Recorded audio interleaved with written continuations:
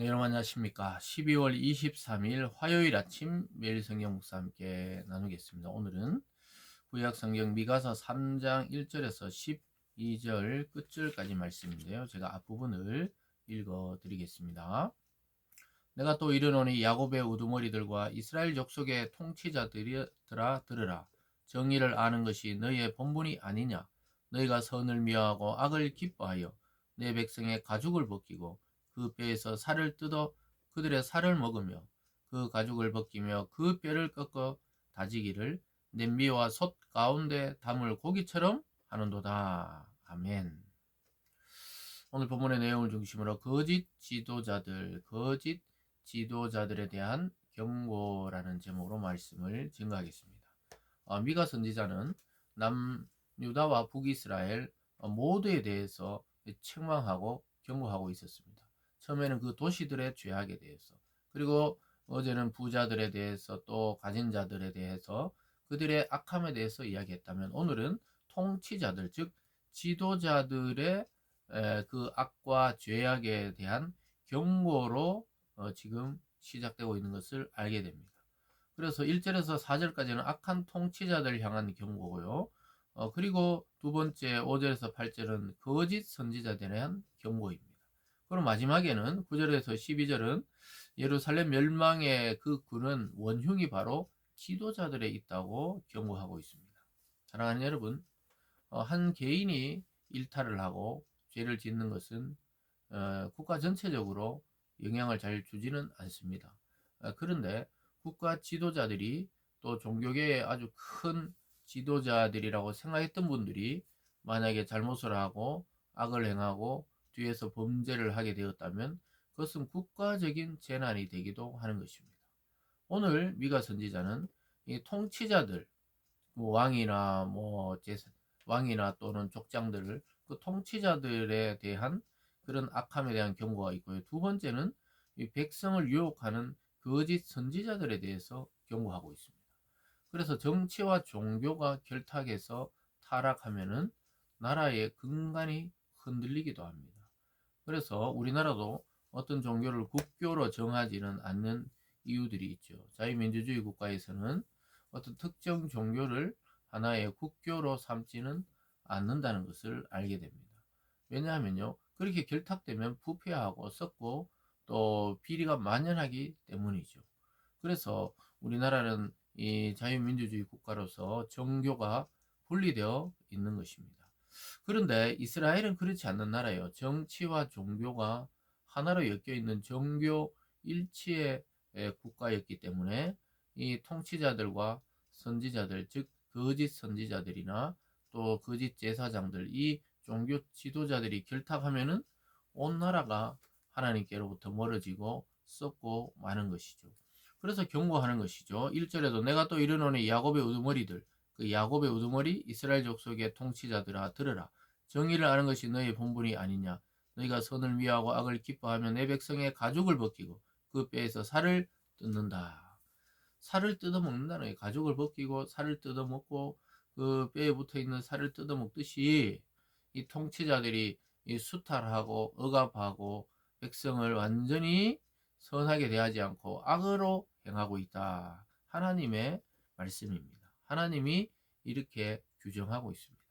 여러분, 오늘날 우리들도, 우리가 때로는 우리나라는 이 남북의 대치 상황, 또 여러 가지 지정학적 위치, 또 나라의 규모로 봤을 때 정치가 사회나 개인에게 영향을 굉장히 많이 미치는 것 같아요.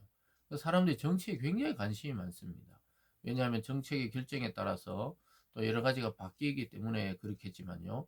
그러나 우리 그리스도인들은 정치인들, 또 뭐 어느 당 할 것 없이 거기에 너무 기대거나 너무 큰 기대를 해서는 안 됩니다. 특히 믿음의 대상은 예수 그리스도가 온 세상의 통치자고 우리나라의 통치고 우주의 통치자인데, 예수 그리스도를 믿는 자들이 교회 내에서 정치적인 이야기 때문에 서로 파당을 가르고 싸우고 이래서는 안 되는 것이죠. 그거는 정말 웃긴 이야기가 되는 것입니다. 예수 그리스도와 하나님이 이 세상을 통치하고, 물론 세운 권력자들이나 또는 그런 이 지도자를 통해 하나님이 이 세상을 또 위임해서 통치하시기도 하지만, 근원적으로 우리가 기댈 곳이 아니에요. 우리가 기대고 믿고 의지할 것은 예수 그리스도, 또 그분이 보내신 하나님을 의지하는 시간 되기를 바랍니다. 어쨌든 이 악한 통치자 때문에 굉장히 고통당하고 있는 것이죠. 4절은 뭐 그때 그들이 여호와께 부르짖을지라도 응답하지 아니하시고 그들의 행위가 악했던 만큼 그들 앞에 얼굴을 가리시리라. 그래서 자기들이 그 악을 행하다가 망할 때 뭐 그렇게 부르짖어 봐야 하나님이 대답하지 않겠다는 거예요. 멸망하는 거죠. 하나님의 나라가 타락해서 하나님을 부르지 않고 또 하나님이 불러도 대답 없으면 그거는 멸망에 빠져드는 것입니다. 더 나가서 9절에 내 백성을 유혹하는 선지자들은 이에 물 것이 있으면 평강을 외치라. 그 입에 무엇을 채워주지 아니하는 자에게는 전쟁을 준비하는도다. 이런 선지자에 대하여 여호와께서 이르시되 그러므로 너희가 밤을 만나리니 이상을 보지 못하고 어둠을 만나리니 점치지 못하리라 하셨나니 이 선지자 위에는 해가 져서 낮이 캄캄할 것이라. 거짓 선지자의 특징이 뭡니까? 이에 물 것, 즉 자기의 부귀 영화를 위해 이득을 위해 거짓을 선포한다는 거예요. 평화롭지 않는데 자꾸 평강을 이야기하고 또 하나님 복이 아닌 것을 복이라고 이야기하면서 계속해서 자기 배를 불리며 자기의 부귀 영화를 누리려고 하는 이런 아주 사악한 선지자들이라고 이야기하고 있습니다. 그러나 그에게 무엇을 갖다 바치지 않으면은 막 저주를 해가지고 막 전쟁을 준비하고 악을 선포하고 이런다는 것이죠. 그러니까 이게 얼마나 악한지 모르겠어요. 이 정말로 이 시대마다 거짓 선지자, 거짓 목회자, 거짓 또 교회들이 나타나서 우리 성도들을 유혹하고 있는 것이죠. 그들은 결국은 어떻게 됩니까? 밤을 만나게 되고 어둠을 만나고 점치지 못하고 또 그 위에는 해가 져서 낮이 깜깜할 것이다. 대낮인데도 캄캄하다는 거예요. 또 영적인 의미로는 그들은 무지 속에 살아가고 있는 것이라는 것이죠. 그들을 추종하고 따르는 자들도 마찬가지입니다. 인생을 망치게 되고 영원한 지옥으로 떨어지게 됩니다. 8절에 보면요. 오직 나는 여호와의 영으로 말미암아 능력과 정의와 용기로 충만해져서 야곱의 허물과 이스라엘의 죄를 그들에게 보이리라. 성령으로 충만해야 정확한 이 분별이 되고 죄가 무엇인지 알고 지적할 수 있는 용기가 생기는 것이죠. 그래서 성령의 능력과 정의와 용기로 충만해지시는 저와 여러분이 되기를 바랍니다. 그러니까 하나님이 안 되는 길은 가지 않는 게 좋습니다. 성령이 우리에게 알려주고 사인을 줄 때 거기서 멈춰야 하는 것이죠. 마지막에 보면요. 9절부터 끝절까지 보면은 결국 예루살렘이 멸망하게 될 것인데 그 원인은 지도자들이라고 이야기하고 있습니다. 9절입니다. 야곱의 족속의 우두머리들과 이스라엘 족속의 통치자들 곧 정의를 미워하고 정의한 것을 굳게 하는 자들아 원하노니 이 말을 드릴지어다. 시온을 피로 예루살렘을 죄악으로 건축하는도다. 그리고 야곱의 남유다와 북이스라엘의 모든 통치자들은 결국은 하나님을 따르지 않았다는 거예요. 그래서 멸망했다는 겁니다. 나중에 다 멸망하죠. 그래서 시온을 피로 예루살렘을 죄악으로 건축했다. 그래서 얼마나 악한 행동과 그러한 일들을 통해 건축되었는지를 이야기하죠. 피 위에 세워졌다는 것을 이야기하고 있습니다. 11절에 그들의 우리머리들은 뇌물을 위하여 재판하며 그들의 제사장은 삭슬 위하여 교훈하며 그들의 선지자는 돈을 위하여 점을 치면서도 여호와를 의뢰하여 이르기를 여호와께서 우리 중에 계시지 아니하냐 재앙이 우리에게 임하지 아니하리라 하는도다. 이러므로 너희로 말미암아 시온은 갈아엎은 밭이 되며 예루살렘은 무더기가 되고 성전에 사는 수풀의 높은 곳이 되리라.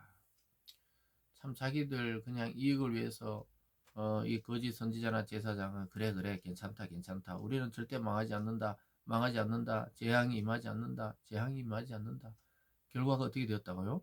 시온은 북이스라엘도 갈아엎은 밭이 되고 남유다 예루살렘도 무더기가 되어서 수풀이 높은 산 그러니까 뭐 사람이 살지 않는 황폐한 그냥 풀밭만으로 변해버린 모습을 상징적으로 예언해주고 있습니다. 사랑하는 여러분, 여러분 혹시 어느 모임이나 교회 지도자적인 위치에 있다면 우리가 하나님께 받을 심판은 큰 것입니다. 목회자인 저희들도 마찬가지죠. 그래서 오늘 이 말씀처럼 우리가 다시 돌아보고 경계해야 됩니다. 내 유익을 위해서 하나님 일을 하는 것인지, 하나님 나라를 위해서 내가 지금 헌신되어 있는 것인지를 늘, 이게 순서가 뒤바뀌면 안 되는 것입니다. 항상 하나님의 유익과 교회의 유익과 하나님의 영광을 위해 살아가야 되지, 우리의 이익을 위해서 교회나 성도나 또 종교를 이용해서는 안 되는 것입니다. 사람은 이용당할지 몰라도 하나님은 이용당하시는 분이 아닙니다. 결과적으로 갈아엎으시고 무더기가 되게 하고, 그게 돌무더기든 아니면 사람의 시체 더미가 쌓인 무덤이든 그런 무더기가 되게 하신다, 이렇게 말씀하고 있습니다. 오늘 이 말씀을 통해 우리가 지도자가 되었든 아니든 하나님 앞에 신실하게 부패의 싹을 잘라내고 죄악의 싹을 잘라내고 회개해서 하나님 부르심에 늘 합당하게 생활하는 저와 여러분이 되기를 바랍니다. 기도하겠습니다.